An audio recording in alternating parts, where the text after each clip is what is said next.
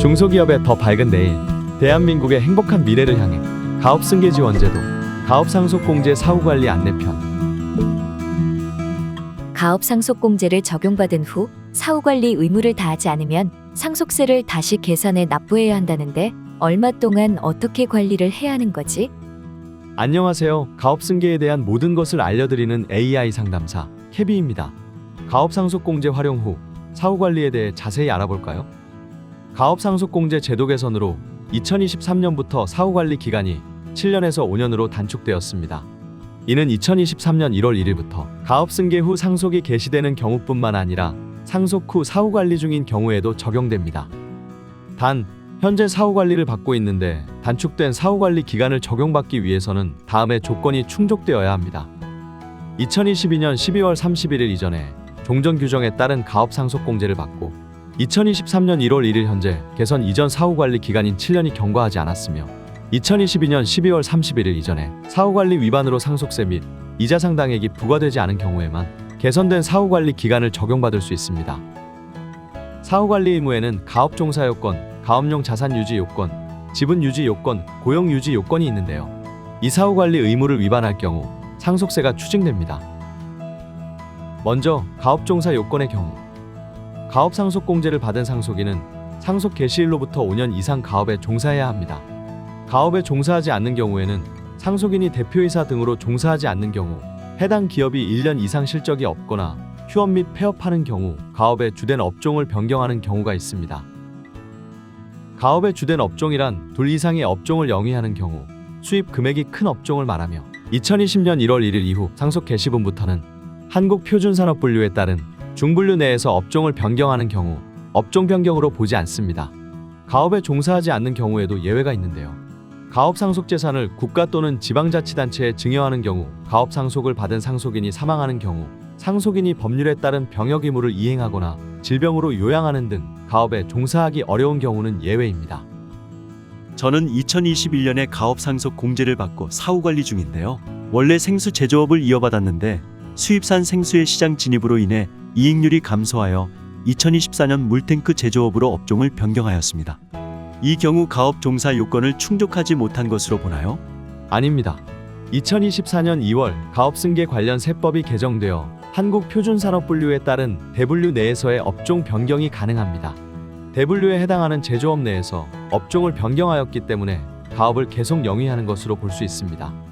다음으로 가업용 자산 유지 요건의 경우 가업상속공제를 받은 상속인이 상속 개시일부터 5년 이내에 가업용 자산의 40% 이상을 처분한 경우에도 사후관리 의무 위반에 해당합니다.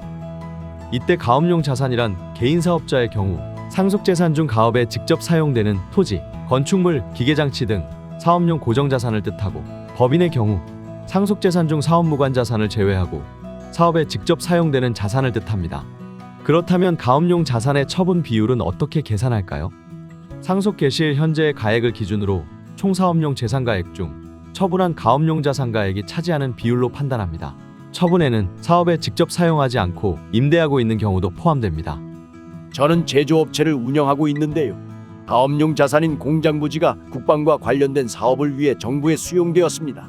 이 경우에도 처분한 것으로 보나요? 이 경우에는 정당한 사유가 있다고 보아 상속세를 부과하지 않습니다. 가업용 자산이 공익사업을 위해 수용 또는 협의 매수되거나 국가 또는 지방자치단체에 증여하는 경우, 가업상속을 받은 상속인이 사망한 경우 등은 정당한 사유로 보고 상속세를 추징하지 않습니다. 다음으로 지분유지 요건의 경우 가업상속공제를 받은 상속인은 상속 개시일부터 5년 이상 상속받은 지분을 유지해야 합니다. 주식 등의 지분이 감소한 경우에도 사후관리 위반에 해당합니다.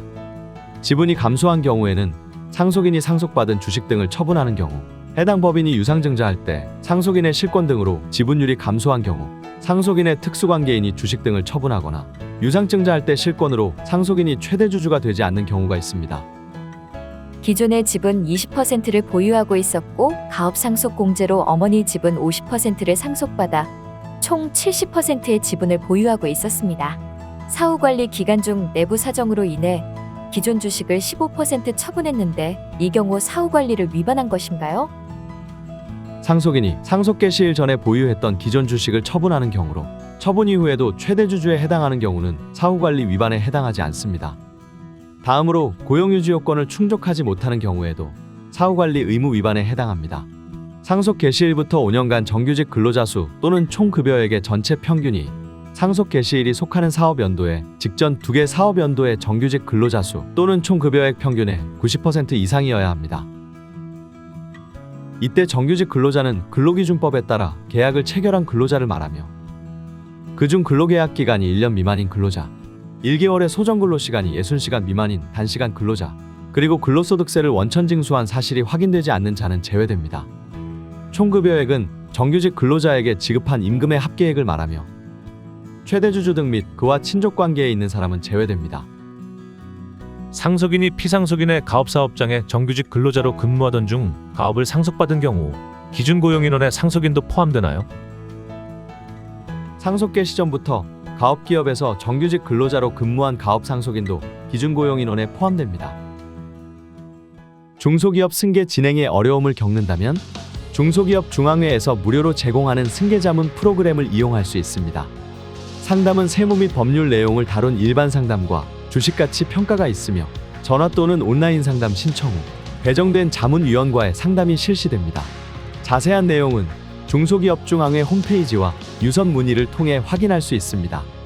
중소기업의 더 밝은 내일, 대한민국의 행복한 미래를 향해 가업승계 지원제도